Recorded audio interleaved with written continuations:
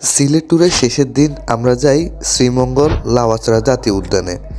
আমরা জাতীয় উদ্যানে ঢুকতে ঢুকতে সন্ধ্যা হয়, তাই অনেক রিস্কের পর আমরা ঢুকি। যেহেতু আমরা অ্যাডভেঞ্চার লাভার, তাই সন্ধ্যা হোক বা রাত হোক আমরা পুরো লাউয়াছড়াকে ঘুরে দেখব।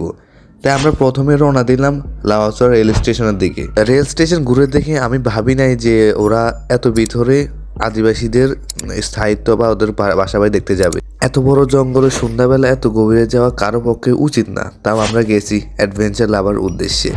আমরা তাদের ঘর বাড়ি, তাদের জীবনী দেখলাম। মেন রোড থেকে প্রায় 5 থেকে 10 কিলোমিটার ভিতরে এই জায়গায় একটা দোকান আছে। তা আমরা সবাই দোকানে কিছু কেনাকাটা করলাম, এবং যেদিন দোকান চালায় তুমি বলতেছিল যে সন্ধ্যা হয়ে যাচ্ছে, আপনারা ব্যাক করেন, না হলে পরে কোনো বিপদ আপদের আশঙ্কা থাকতে পারে।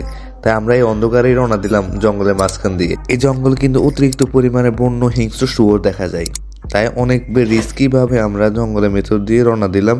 যদিও সবাইকে বলে দেওয়া হয়েছে হঠাৎ করে কোনো শুয়োর যদি আমার সামনে আসে কেউ দৌড়াদৌড়ি না করতে, সবাই একসাথে মোকাবেলা করতে, কারণ কেউ আলাদা হয়ে গেলেই বিপদ আশঙ্কা বেশি বেড়ে যায়।